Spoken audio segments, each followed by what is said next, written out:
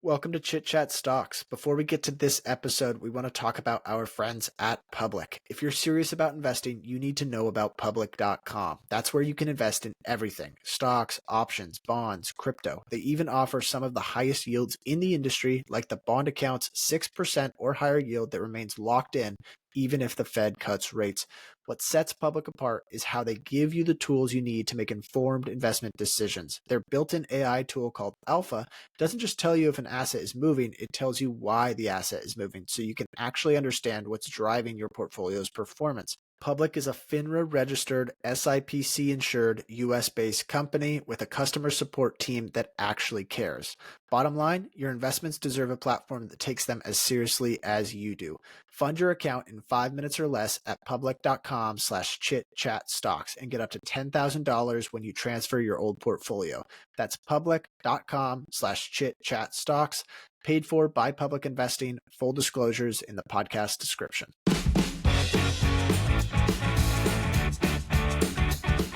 Welcome to Chit Chat Stocks. On this show, hosts Ryan Henderson and Brett Schaefer analyze businesses and riff on the world of investing.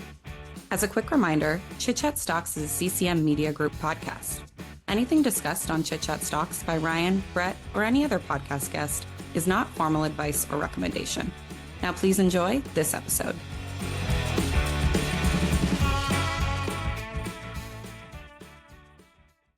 Welcome into another edition of the Chit Chat Stocks podcast. Today we have two guests on the show. We have Krzysztof Monkey at Wall Street Wildlife and Luke Hallard, and your nickname is the Badger from Wall Street Wildlife. You guys have been on the show before, and you guys, any listeners out there, might be listening to this on either of our feeds. We're going to cross-post them on the Wall Street Wildlife podcast and the Chit Chat Stocks podcast. So guys, welcome to the show. We're talking Nvidia, but first, I want to do a quick question. What do you guys talk about at the Wall Street Wildlife podcast? Well, first off, Brett, thanks for the invite back onto Chit Chat Stocks. We've made appearances a couple of times, but this is a company I really love and I'm really looking forward to getting stuck into. We talk about Nvidia and like a whole bunch of other companies on Wall Street Wildlife, but we try and tailor our material more to like a beginning investor. And we go super deep and we do complex stuff as too. We try and make investing accessible and kind of fun. Right. And we're interested in sharing deep investing principles that have served us well over decades of investing. And so many people might know about a company and they're interested in the deeper stuff, but they really don't know how to make it all happen. And so that's the purpose of our show, is to provide both ends of the spectrum. Beautiful. So if anyone's listening to this on the Chit Chat Stocks feed, go ahead and search Wall Street Wildlife, or we'll have the link in the show notes. Go follow them so you never miss an episode. But we're talking Nvidia. Speaking of stocks that have served investors well, maybe one of the best performing stocks ever at this point. For some context, Nvidia is up 2,000% in the last 5 years. It's up a significant amount since you last came on the show in July of 2022, Luke, to discuss the company. For anyone that wants to listen to that one, you can go ahead and do that as well. Here's my first question. Why is the stock up so much? Why is it the largest company in the world now? Well, if you don't mind, guys, I'm going to officially take a victory lap with this one. I'm in Chamonix on ski season. I've got my award-winning Mont Blanc beer right here. I won't open it until after we've recorded. I think this one deserves a victory lap. Because when I came agree. on your guys' show, like July 2022, Nvidia was like a baby little, only a $400 billion company. And I think it was the 12th biggest company in the world. And today, it's a $3.6 trillion company. And I think as of a couple of days ago, it's now the world's most valuable company, keeps vying with Apple. So yeah, and if you go back to that July 2022 episode, I think when we had a conversation about the company, we nailed it in terms of the thesis and how AI and data centers were going to be the big driver. And that's really been the Nvidia story for the last, couple of years. And there's an interesting backstory too. When I started my role at Seven Investing, I was the newest hire. We submitted picks for each month, and Nvidia was going to be my first pick in July, but I was out seniored by this guy, so I chose Cloudflare instead. But he got all the multi-bagger returns since that point, leaving me resentful, bitter, and plotting my revenge for the last 2 years. Dude, you can't be too resentful, right? Because you and I are both, or we have at least at some point or another, been Nvidia shareholders. And maybe now to loop back to the question, like, why is the stock up so much in the last 5 years? It's a story about AI. Like, the company has a whole bunch of different segments. When we last spoke, gaming was its biggest segment, which like literally like the graphics cards in your PC, you play video games. But data center is really the whole story now. And that's been dominant for the last couple of years. And like NVIDIA is a story of AI. And I know we'll go deep into kind of why that is in today's conversation. But if you're trying to do AI, and really, like we used to say, every company is a tech company. Like really today, every company is an AI company. And if you want to do AI well, you're probably buying either directly from NVIDIA to buy their hardware, or you're buying capacity from a hyperscaler who bought a ton of NVIDIA. Yeah, and let me color that. Let me add additional shading to that. It's not every day that a paradigm shift happens. You could think historically, and the Earth is flat and then it's round. That's a huge paradigm shift. You have to wait centuries for some of this kind of stuff. Obviously, the internet, when that was born, humanity could not predict just how drastically everything would change. So out of the rubble came, most companies died from the dot-com era, but the ones that made it are the trillion-dollar companies, Amazon, Google, and so forth, right? So I think one thing that happened because of NVIDIA is this paradigm shift, as Luke said, into AI being the next, call it exponential logical conclusion or furthering of the internet. And I'd like to add one other point. NVIDIA was preparing for this moment for over a decade before anybody else. And that's the brilliance. That's why they were at the top. They had enough technological engineering expertise and foresight to have predicted this. And you can't just whip up something like their products out of thin air. I mean, it takes years and years of all kinds of brutal, deep, long-term thinking and strategic vision to make it happen. And so it looks like, overnight success, but they knew it way before anyone else. And we can talk some more of the numbers as we go through the conversation, but just at a headline, right? We've never had a company with a $3 trillion valuation, anything even close to that, that's doing the revenue growth and the net income growth that NVIDIA is doing. Like in the most recent quarter, 94% revenue growth year over year and 110% GAAP net income growth. Like that, those are just insane numbers. This is completely different to anything we've ever seen before.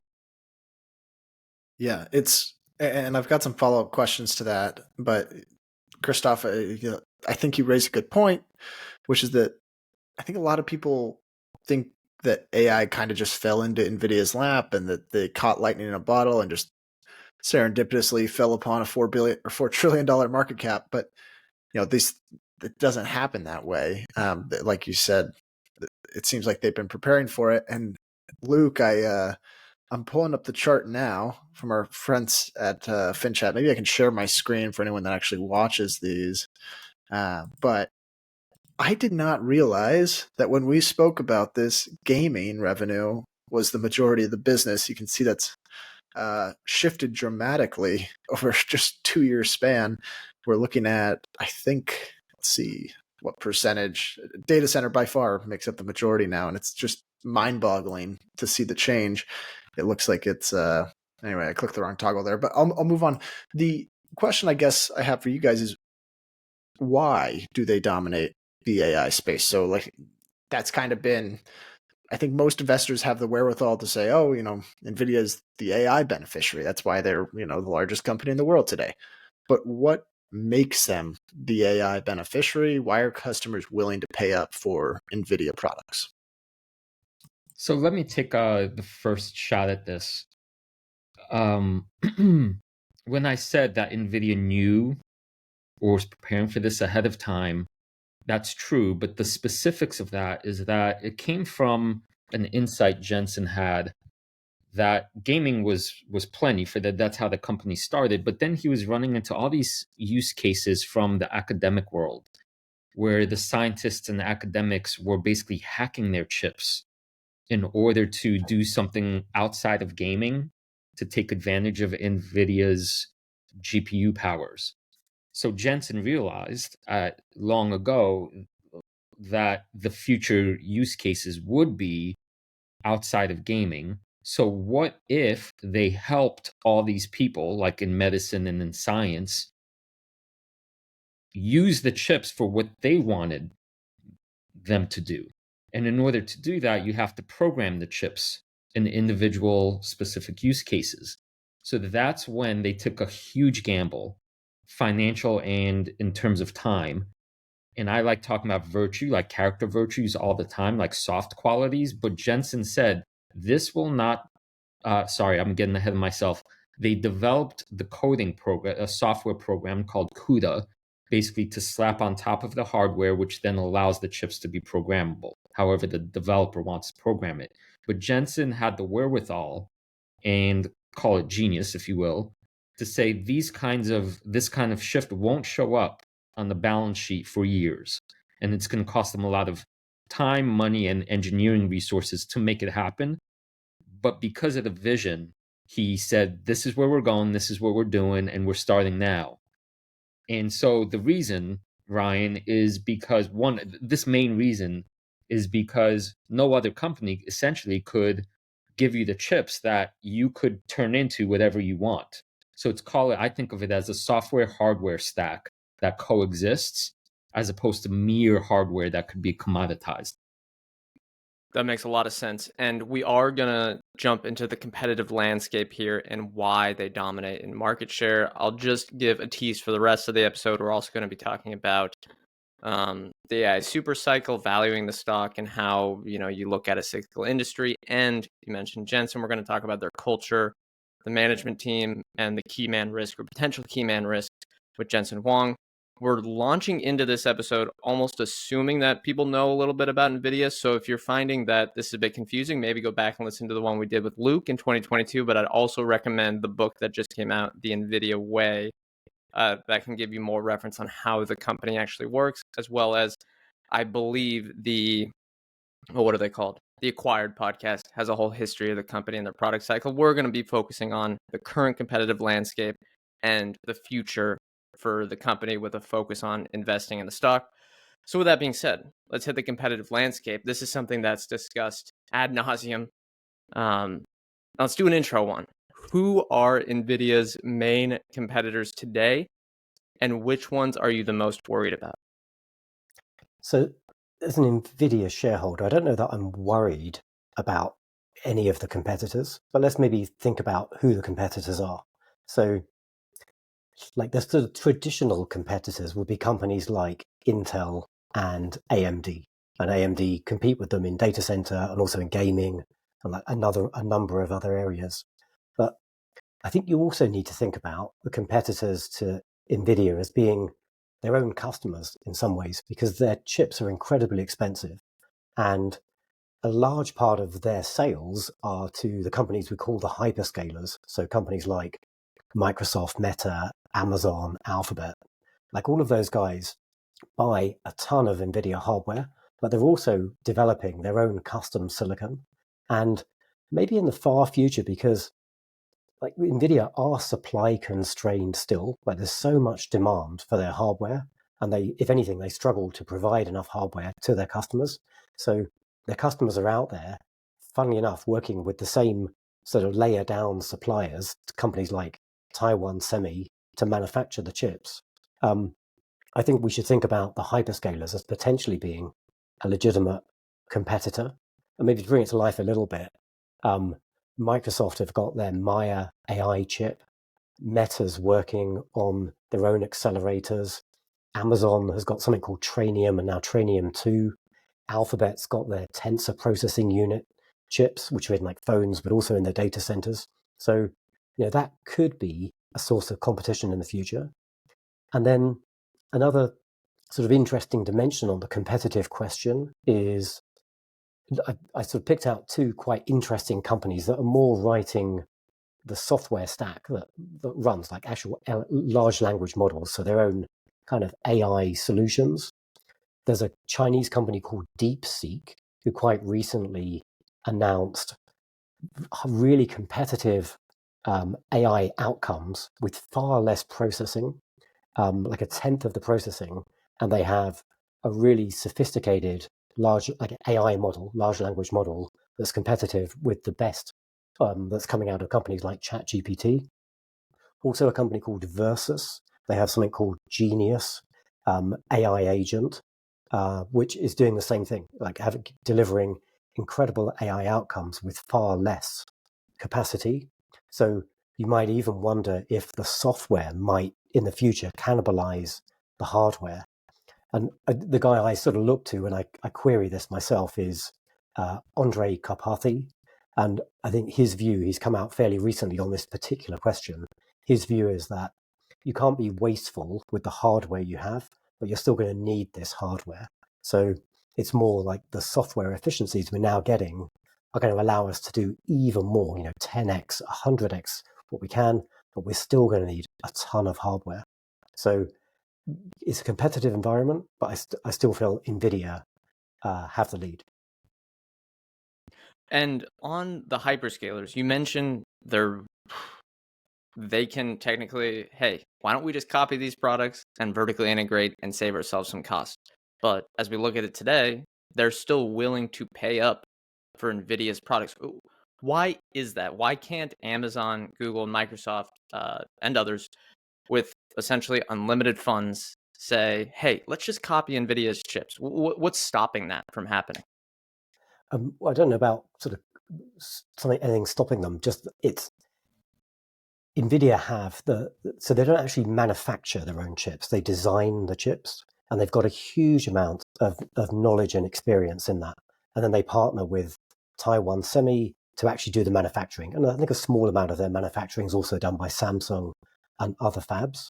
So you're right, Brett. The hyperscalers could copy them, but they're going to run into the same problem because everybody's working with these small number of like the real manufacturers, and there's only so much manufacturing capacity out there.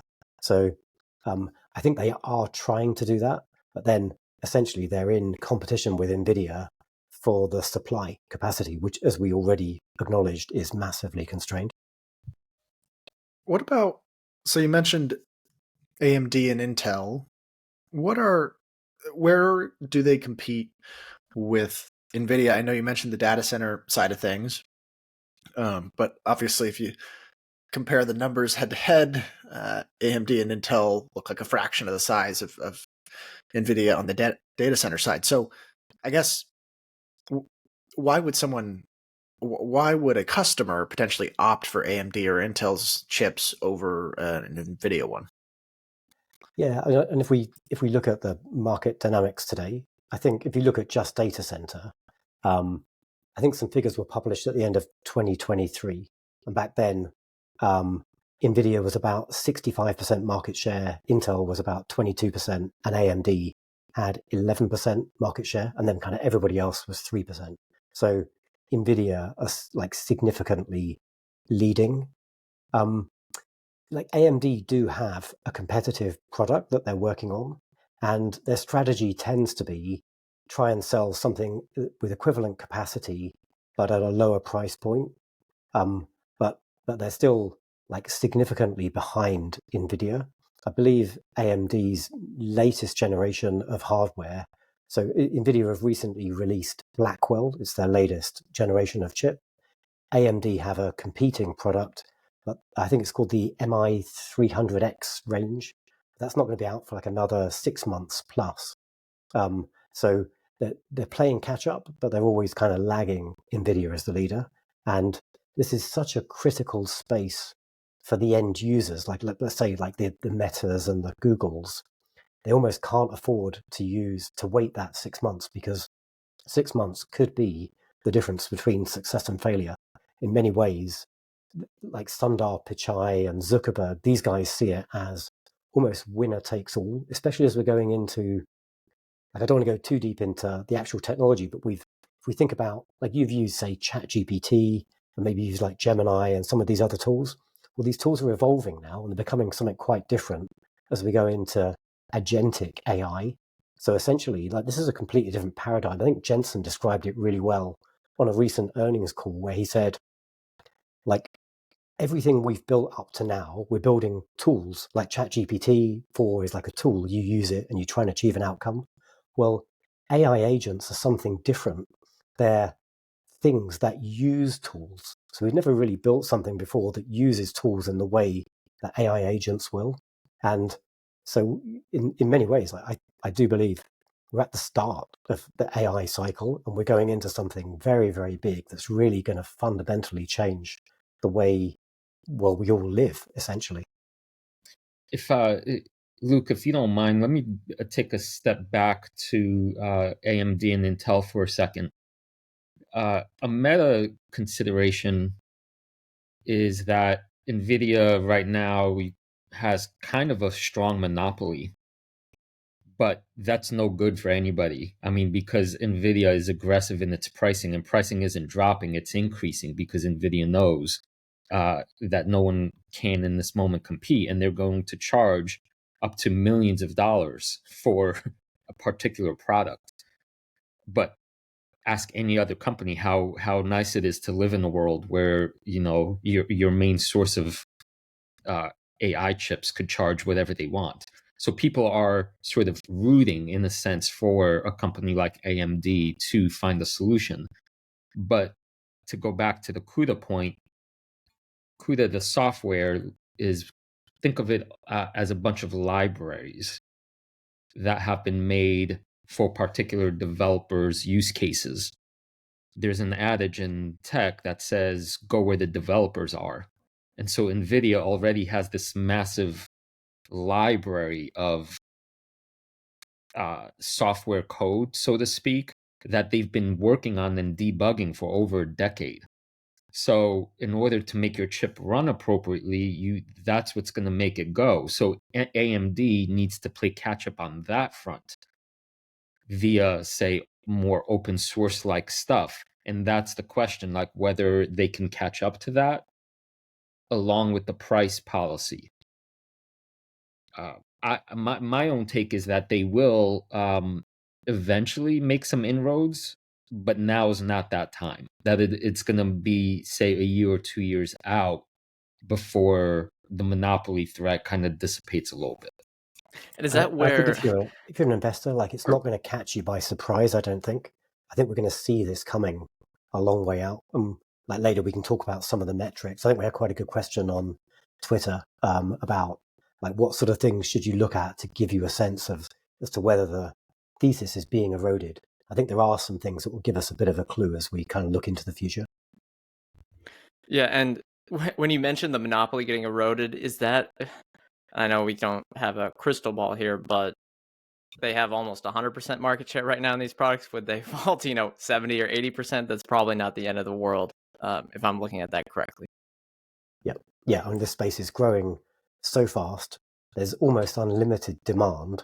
I mean, if we just look at the news of, like, the last week, right? So the Trump administration have just announced, what's that, Project Stargate? Like, and at the same time, Trump has just repealed, like, a whole bunch of AI safety acts that were instituted under the previous administration. Like, the gloves are off, and everyone's running at this stuff. Like, there's going to be so much demand, and the demand is increasing at such an incredible rate.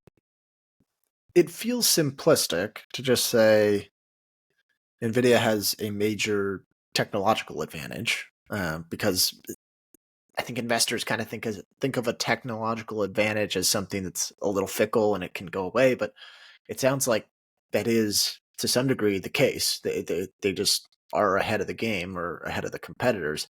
Is there any sort of reputational advantage that NVIDIA has when it comes to like customers, the hyperscalers looking to buy chips? They have some level of trust that, okay, everyone else is going with NVIDIA, that's what we have to go with as well? Or is it like Krzysztof, like you mentioned, they're looking for alternatives as well?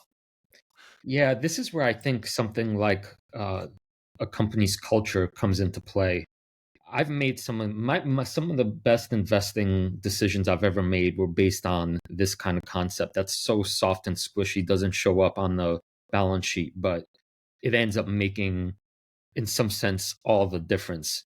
In this case, I'm also thinking back to Apple under Steve Jobs, that when you know the culture from ground on up is built on, in NVIDIA's case, exceedingly hard, like out of their minds hard work. You know that these people are never leaving the office and pushing themselves to their extreme, along with the best minds that they were able to poach over the years from other companies. So you have the smartest people working the hardest, never stopping. That allowed them to innovate on how quickly they could continue pushing out the latest chips. So they basically made advances in terms of how quickly the upgrade cycle could happen. So now I know if I'm a customer, I could go to an older company that's going to give me the best thing like once a year, or Nvidia, because of their culture, that I know they're going to give me the best thing 3 times a year.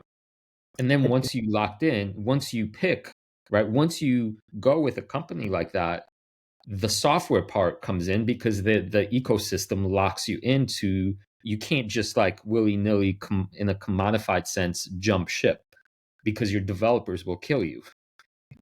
That makes sense. Yeah, and Krzysztof is like culture and warm fuzzy, and we love Jensen. But I saw a stat 6 months ago: 76% of Nvidia employees are millionaires. Like, there's another reason apart from culture that these guys are working there. yeah, and then if you look at that book, The NVIDIA Way, there's tons of stuff about their culture, and I thought one of the funniest ones from the book was, and maybe if you were a competitor reading it, it wasn't so funny. It was, I think Jensen was on vacation with his family, one of the few he takes throughout the year, throughout the year, and he calls up someone from work or a partner and something like that, and he just calls him and he goes, "All I've been thinking about is X product, whatever it was." And he's like, "I'm looking at my kids playing in the pool, and all I can think about is this." And the guy was like, "Go play with your kids in the pool. I'll get back to you." And I thought, man, this guy's kind of a maniac, but that would be extremely hard to compete with. Speaking of another company that seems to have the same like insatiable drive to just make their products better than everyone, that's Taiwan Semiconductor Manufacturing, the key partner for NVIDIA to get these products to market, along with a few other companies. I think one worry people have is the fact that TSMC, they might be a monopoly themselves and that they could implement the pricing power on NVIDIA. What do you guys think about them having power in the relationship and how that could play out for NVIDIA shareholders? I think they probably do. And maybe a lens into this is like their prices have been increasing, and NVIDIA are having to kind of play along with that. But we've seen like lots of nice words between the CEOs of both companies. Like, they clearly see this as a very important partnership between them both. But like TSMC, Taiwan Semi, their capacity for 3 nanometer, which is like the the kind of latest gen of hardware, that's booked up for like years to come. So yeah, like they do have a kind of monopoly on the greatest manufacturing capability, and so that does give them a lot of strength. Puts them in the driving seat. I agree. And these guys kind of came up together, at least over the last decade and a half. And I know business is cutthroat, and Jensen is famous for always being paranoid because death could come, at any moment. That's true. Nvidia almost died several times. But when you're talking about like two CEOs that go way, way, way back, trust each other, and have built their businesses together, to me, that signifies like, okay, they're, even if, I mean, worst case scenario, I think TSMC could somehow pull a fast one. I don't think they would for, I don't know what word I'm looking for here, Luke, but like for reasons beyond the bottom dollar. Right. Not, It's a little bit of game theory, right? yeah. Where like you don't want to ruin your profits and they don't want to ruin their profits. And there's so much profit to be made in this space Yeah. that like Yeah. there's enough to go around, guys. I think they both see that. Exactly. And then you consider the semiconductor equipment companies that are making boatloads of profits. Yeah. I mean, You're there's so much exactly like right there. power, like the memory that interconnects the, like just the, like how you power, how you the land you have to put these things on, right? There are so many ways to play the AI super cycle. Yeah. And one more point about TSMC. To me, having read The Chip War, which is a book I recommend to everybody, it's just fascinating about the geopolitical importance of this company, all chip makers, because national security depends on these devices. There is a risk that the potential war between China and Taiwan would disrupt everything.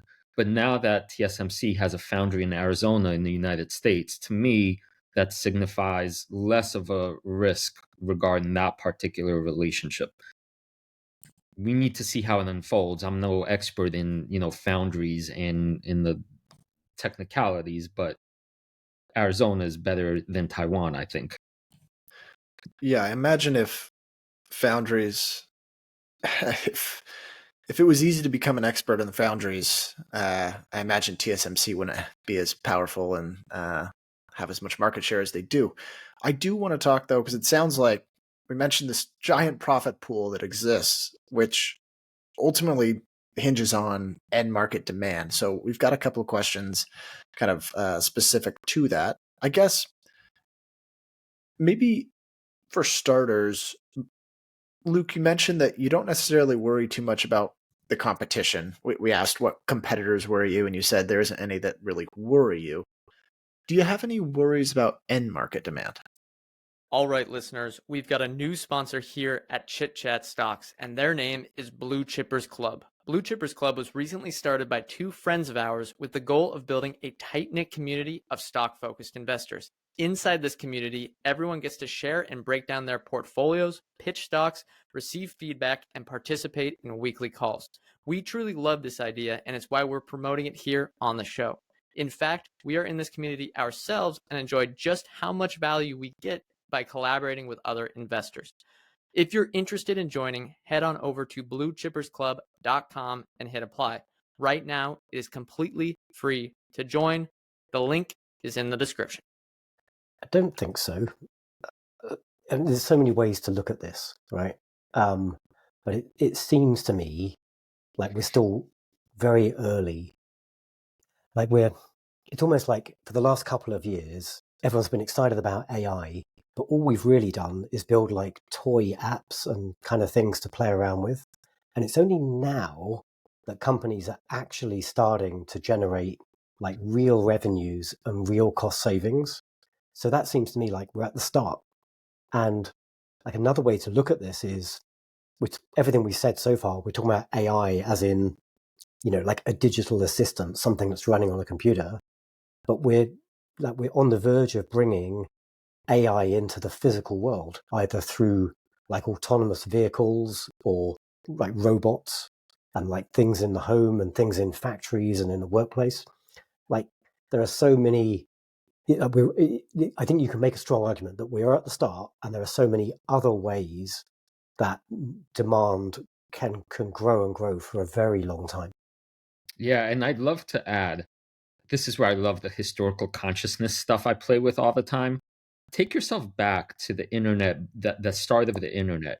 Even people that were experts in, call it networking and whatever, nobody could predict or got even close to seeing where what the internet would do to humanity.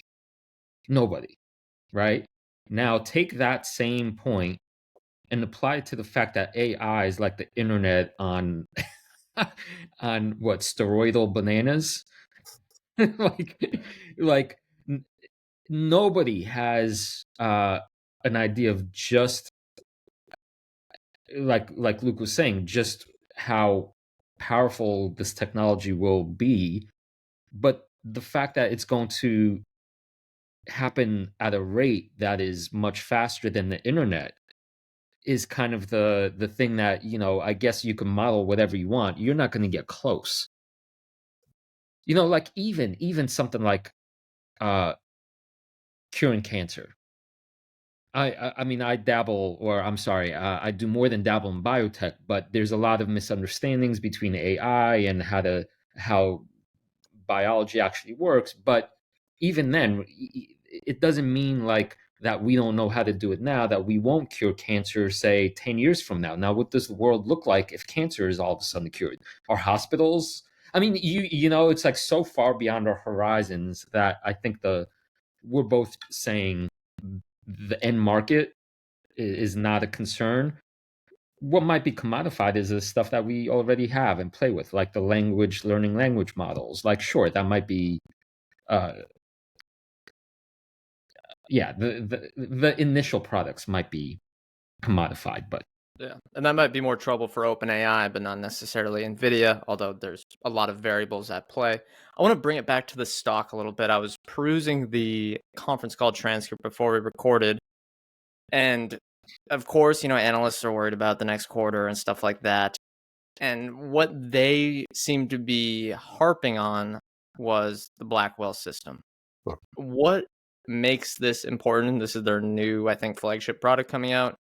And how do you think it can impact the company, its financials? Any insights for the audience here? So, and you don't need to be like deep in the technology to understand why it's important. So Blackwell is just the next generation, and it's 2.5 times faster, more powerful than the prior generation. But Nvidia plan years ahead. They're already thinking about the version beyond Blackwell. What we should look at as we think about this question, though, is like how big can the demand get? And so I tried to get a bit of insight into like how Nvidia's biggest customers are thinking about this space. So if you just think about like the hyperscalers, so like Meta, Zuckerberg, Sundar, guys like that, like they do see it.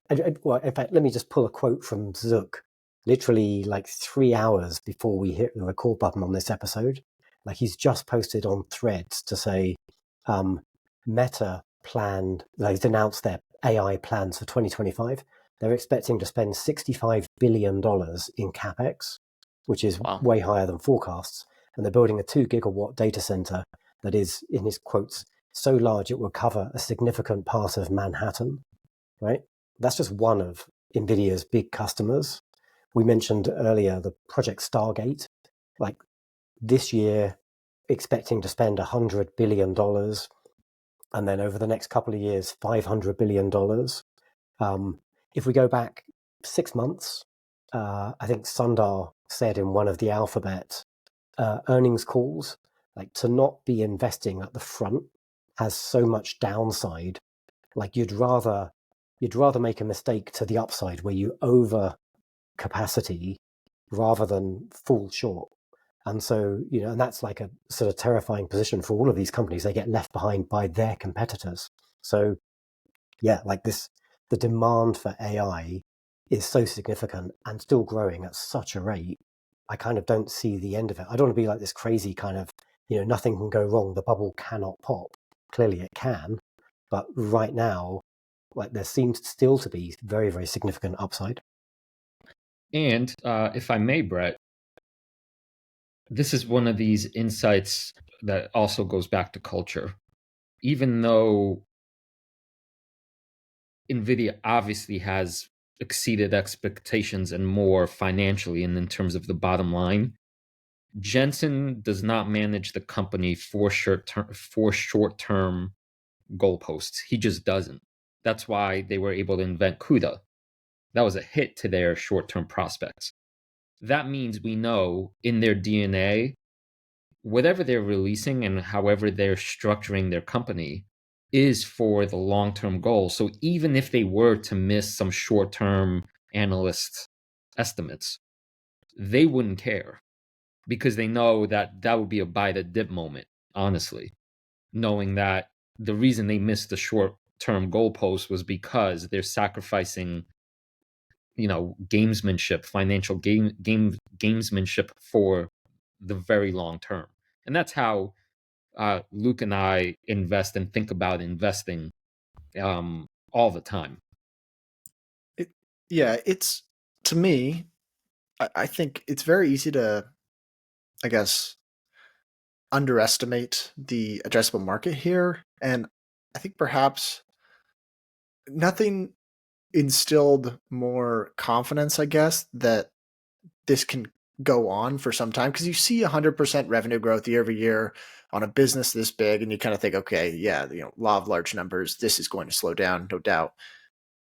But they're buying back stock, and they're buying back a lot of it, which kind of makes me think like they see something we don't.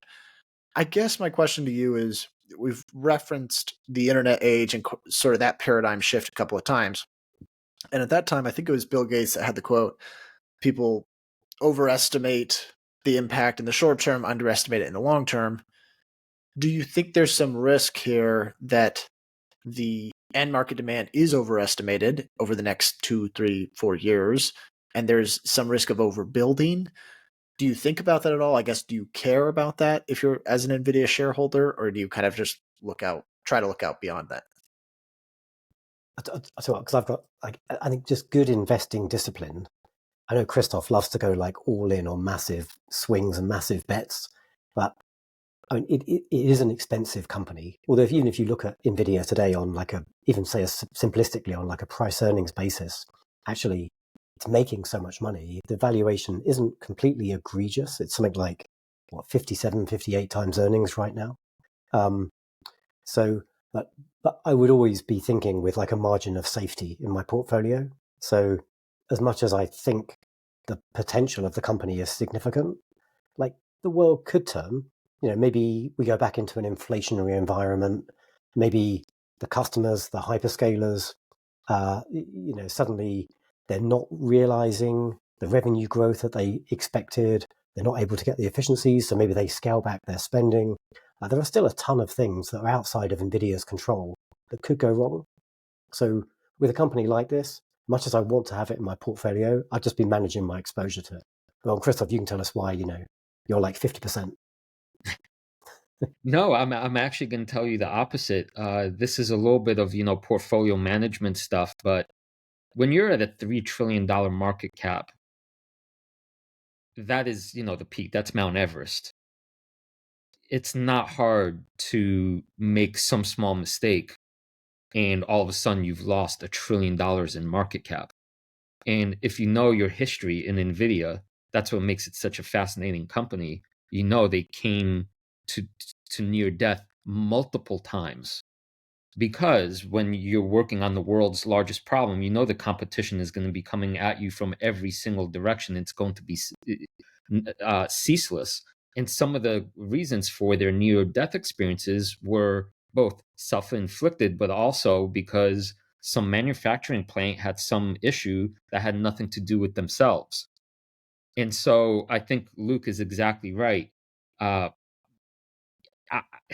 This is a little bit of a counterintuitive, maybe even paradoxical statement, but as much as I love Nvidia for all kinds of reasons I'm sold on, and I would be cautious rather than like I'm all in when the valuation is the highest it's ever been.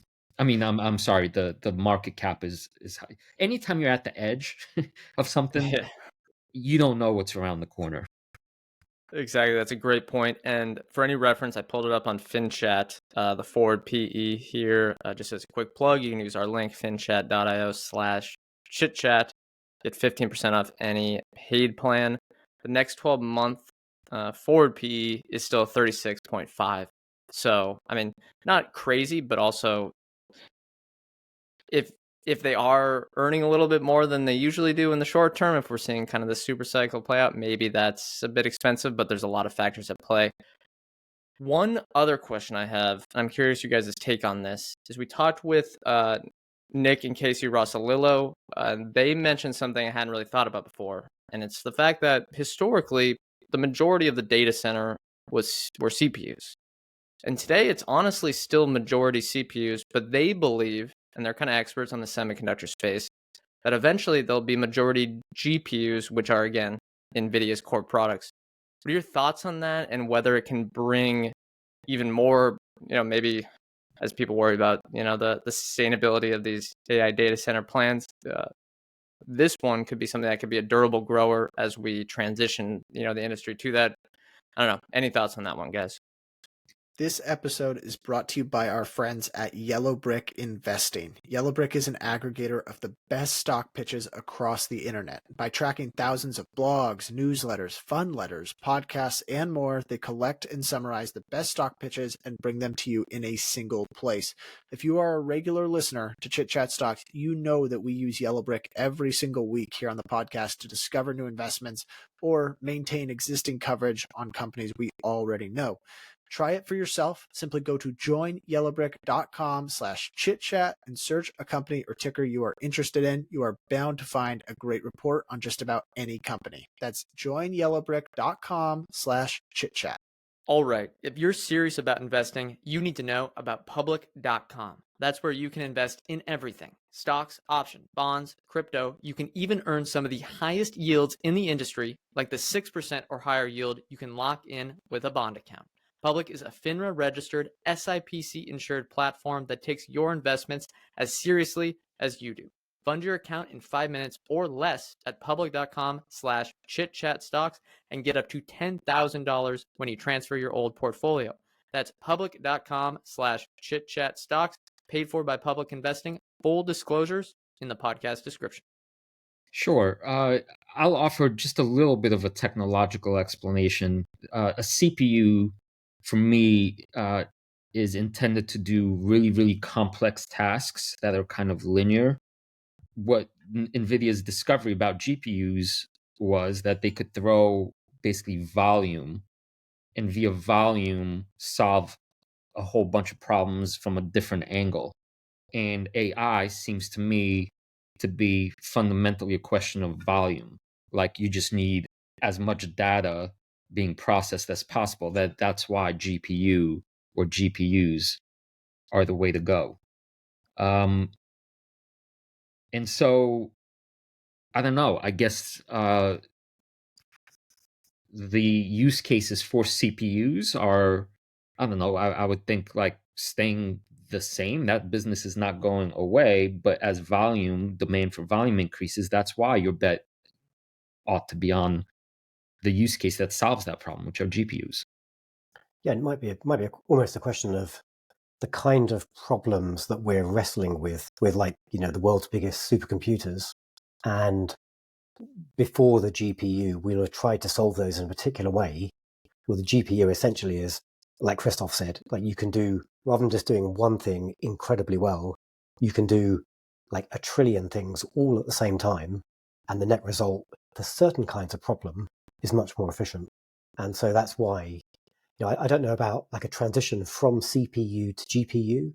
They're both going to have different kinds of things that they're good at, but increasingly the kind of problems that the world is trying to solve are more like GPU-ish kind of problems, because AI is consuming so much capacity, and that's a GPU question, not a CPU question. But we didn't even talk about QPUs, right? There wasn't like a quantum computing bubble like 2 weeks ago. So Yeah, we'll have that QPUs one was yeah. funny. Who knows? Maybe that's going to disrupt everything. But that's, there's uncertainty with all of them. Ryan, do you want to hit the Moat question as we move on here? It's a new topic. I guess I think Krzysztof may have kind of touched on something that I had not thought about at all, but which is kind of the tie-in between the software and the hardware. But I guess this is probably it's the largest company that most people probably have no idea what they do, where, they say it's chips, it's AI, it's like, but without really having a great grasp on it. What is the moat here, if they have one? Where do you think it comes from? Yeah, so I said this on our 7 investing server some years back, and I think when I did, people were looking at me like I lost my mind. I said something along the lines of NVIDIA's more of a software company than a hardware company. And obviously, the number of people that understood what I was trying to get at was zero or close to zero. But I think I could put it that directly. NVIDIA's moat is CUDA. And because it's a network effect of developers that takes, let's say, a decade to develop, then it's not easily replaceable. And that's why AMD is having such a hard time. You can't it's not a hardware problem per se. But the fact that NVIDIA is also the world's leader in hardware, plus the culture that they have. So add up the pieces, right? The software network system, the best hardware, and the hardest working culture, all three combined, like, what are your opponents going to do? How are they going to beat you? I mean, Luke alluded to AMD's future pricing strategy that will work at some point. The fear of a monopoly will help companies like AMD. But it's kind of like, what is Facebook's moat? In one sense, none, but the networking stuff is really, really valuable. I think that's probably what, myself included, people that are not in the know on the semiconductor industry underestimated about Nvidia 2 or 3 years ago, which was we were seeing all this like major growth in the data center business and really just across the board. And you kind of like, it was hitting $500 billion market cap, and you kind of sit there and think, okay, we've seen this before. It's a hardware business. At one point, Intel was the leader in hardware. Like, it's going to, someone will come along and like the returns that Nvidia is getting and go after their business. But I don't think most people understand the stickiness from the developer side and that network that you talked about, Krzysztof. So yeah, it's a really good point. I guess, Luke, anything else in terms of the moat? Well, I suppose we've talked about data center. They do have like a bunch of other segments. And I think one that's interesting, and I've always thought of it as optionality, is automotive. Like, I think it is it's always been their smallest segment. But like, if you take, say, Waymo, like Alphabet's Waymo, out of the equation, and if you take, say, Tesla out of the equation, because although Tesla are a massive Nvidia customer as well, like, it's really Nvidia Drive, their platform, that they're putting into most of the other manufacturers of vehicles. Just announced a recent partnership with Toyota. They've had a long-standing partnership with Volvo. I think they've already now got like an Nvidia Drive Volvo car on the road. So this is not material to the thesis today, but it could be in the future. It could be. Let's talk a little bit more about the culture. We mentioned that time and again, but it's important for a company, especially as an individual, where if you're not going to be in the weeds like these analysts trying to predict what the next quarter is going to be, maybe your edge is looking at the qualitative factors. And reading that book on the NVIDIA way, it seems the one thing that came through is that they are ambitious, innovative, and I would say paranoid about the race they are in to compete. There were what I thought it might not be that fun as a worker, but as you mentioned, there's a lot of millionaires there of getting judged when you go home at just 9 p.m. on a Friday. Is that a bit early for you? And the question I have for you guys is, did they take the motto of only the paranoid survive and steal it from Intel, and that's why one of the reasons why they are so successful? I can't answer that, I guess, specifically to the history of Intel. So forgive me. I'll take the principle here. Yes, they use that model, and they integrated it. And it was also, what's it called, the book Innovator's Dilemma, that they took really seriously from the beginning, because it almost killed them multiple times. So yes, there is that side of Nvidia, which I personally would not want for myself because they are workaholics times 20. So you have to give up everything else. And for some people, that's the life they want. And that's what you get in Nvidia. So there is that side of things. But the other side, I think, is a more, I would say, generous view of Jensen. And he's said this publicly in interviews, a bunch of places, like, I want to torture my employees into greatness. And that's kind of a humanistic way of saying, instead of firing you, I'm going to in a sense embarrass you in front of the whole company so that everybody learns from the mistake you made, including you, but now the entire company won't make that particular mistake. So at the cost of being embarrassed, the whole company grows. That's kind of a mindset culturally where most of corporate America does not follow. Most of corporate America is interested in siloing their divisions and suites, and you have inner politics and you have reasons why the company stops being so efficient. But at NVIDIA, you have a flat hierarchy. And I talked to my students about this actually. Just on Thursday, the class I taught on Thursday was me in my role as a rhetoric professor saying, let's talk about why PowerPoints suck. And then we listed a bunch of reasons, right?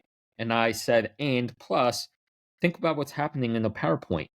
Somebody's spewing a bunch of data at you full of all kinds of assumptions that you don't have time to question because it's like a bunch of data coming at you, right? Versus what do they do over at NVIDIA? Jensen is known for his maniacal obsession with whiteboards where you're asked to on the spot present your idea, and 10 minutes into you talking, somebody, most likely him, is going to go up and start drawing right next to you and pointing out all kinds of flaws with your reasoning or, additional questions. So it's, to me, a culture of organic growth. And if you consider that you're dealing with some of the world's most brilliant people in that room, right, that are workaholics, yeah, they're addressing that only the paranoid survive motto from, I think, from the principles of how do you learn the most, the quickest, and then take those insights into the real world. So this is why I keep going on. Like, I don't see how you defeat a culture like that. What happens when Jensen leaves? And is this the biggest risk the company faces in, let's say, the near term? Or, like, not the near term, but the intermediate term? I'm going to draw on Apple again, because I think the analogy is a really useful one. I was actually I was a serious Apple investor, and I was obsessed with that company during the transition, the Jobs transition, because we knew he was going to pass from cancer. I actually made a bet that said it's a huge loss for the company. Obviously, you can't replace a once in a generation genius. But because Jobs was obsessed with infusing his own way of doing things into Apple's culture and DNA, that Apple would actually outperform expectations. And I think that's kind of what happened in many ways, because they were at the point in their growth where it was now more about execution, and Tim Cook was able to take over. But the company's culture was, embedded deeply enough. I kind of want to say the same thing would happen at NVIDIA, because the genius is spread throughout. I don't know if you disagree with that, Luke. I don't know the team well enough. Like, is there someone you would, or when you read the book, that you point at and say, like, this is the successor in waiting? Yeah, so there's no obvious successor in waiting. I just think these kinds of problems that NVIDIA is solving, they're company-wide problems. They're no longer exactly inventing something from scratch, right? So for some reason, I think this kind of risk is greater at Tesla, because Tesla's still depending more on that kind of, like, visionary thing that Elon brings. So I don't know. I'm saying my answer to this question is it'd be a severe setback, no question. But I don't think it's an existential kind of setback at this point. But can any replacement wear like the leather jacket in the same way? And what did we see last year? Like the guy is like a rock star signing like girls' Yeah. chests at conferences. Like, it's Yeah, going to he take a goes to hell the of a market in success of that. Taiwan. He's Yeah. like a rock star going to the food market in Taiwan. There's Yeah. people taking photos of him. Yeah, it's Yeah, and you know what? And one other point. I mean, he has been with the company since the start, so it's 30 something years, right? So you can't take that kind of deep root, pluck it out, and everything's all good.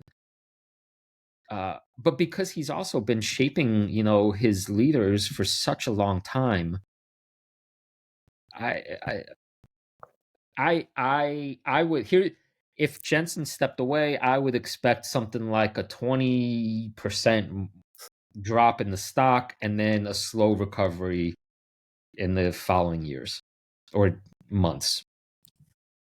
Okay. As we've discussed today, it seems like endless things to be optimistic about with Nvidia. But I'm going to force you guys to build a pre-mortem here. Why would Nvidia be lower? Why would Nvidia's stock price be lower than today 5 years from now? I guess we talked about competition, right? So to loop back on that, like it could, the hardware itself could essentially become commoditized. The hyperscalers could start building for themselves. Maybe as TSMC ramp up their ability to supply hardware to meet demand, maybe that could be a one way that Nvidia gets hurt. Yeah, and AI, it's like trying to predict the future with something that you can't predict. And so this is, I don't know what the fallacy is here, but it's what makes a game like poker so exciting. Like you could play the perfect way, but you're still going to lose 40% of the time because there's too many unknown variables. So I think like something like the unknown, the fact of the unknown makes it a built-in existential risk when you're starting at a valuation of $3 trillion. And then yeah, that makes sense. And even if it's flat for 5 years, or if it's down a little bit, hey, I don't think long-term shareholders are going to be upset. It's been quite the fun ride. I want to make sure we hit. You mentioned the Twitter question from a Mill. He said, and I think you hit some of this, but I just want to ask it just in case. I'm concerned about the cyclicality. If the growth persists, it's undervalued. But if Nvidia's customers can't make a profit on that investment, we're looking at a bubble. What indicators do you monitor to determine whether the growth will continue and not collapse? I think it's a good question to lead things out here. Yeah, it is a really good question because it's quite hard when you look at a company's 10K or 10Q. It's quite hard to find like leading metrics. Often it's a lens into the past and you can't make useful forecasts. But I think here we can start to think about that question because, well, Nvidia's main customers are all public companies. So you're going to see, let's say, for example, like we are at the cusp of companies like Alphabet and Meta and these guys turning this AI capacity into increasing revenues, cost efficiencies, like generating economic value from this incredible spend. And maybe they don't realize that value. We might start to see comments from CFOs challenging the spend and maybe putting a cap on the spend because they just can't turn it into the value, because there is like there might still be like a lot of hype built into this. Everyone's very excited. They're afraid of being outcompeted. But there's a question that we don't really know the answer to right now, which is, can the techniques we're using, can this stuff scale?